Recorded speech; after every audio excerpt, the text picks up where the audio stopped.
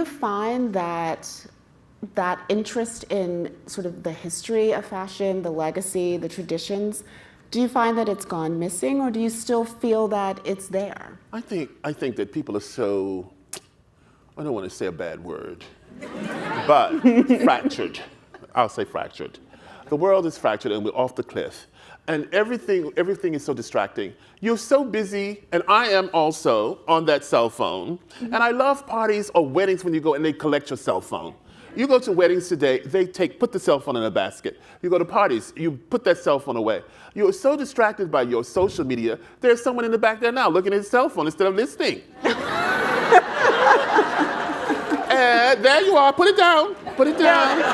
He's Googling Diana Vreeland. He's Googling Diana Vreeland. So I think, it's very important, Robin, to give you all credit, when you did the great book you did on Versailles, it just so came alive. Who would have thought that you could sit down and do a book in under 2 years on the history of that great moment in Versailles when the African-American model became world-class and became known globally because the American designers featured and highlighted the great African-American models, Pat Cleveland, Beth Ann Hardison, Billy Blair, Alva Cheen, and all those fabulous girls. They were great models, white girls, Elsa Peretti, but Marissa Maranson, but that is the moment when there's history. That book is about the history, and history is very important.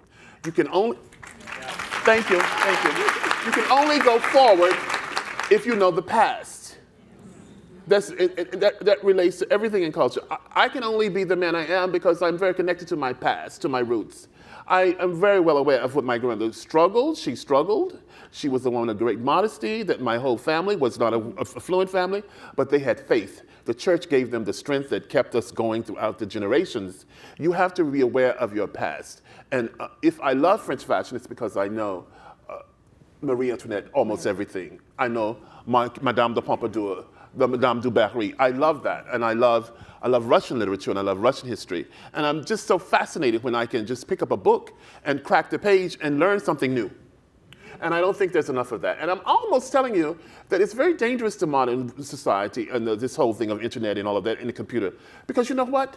I've almost forgotten how to write. My penmanship is cracky because I'm so busy on the computer that I've forgotten how to write handwritten notes, and I sort of get quibbly nervous. And this morning I was thinking, I'm almost forgetting about how to read because of Netflix.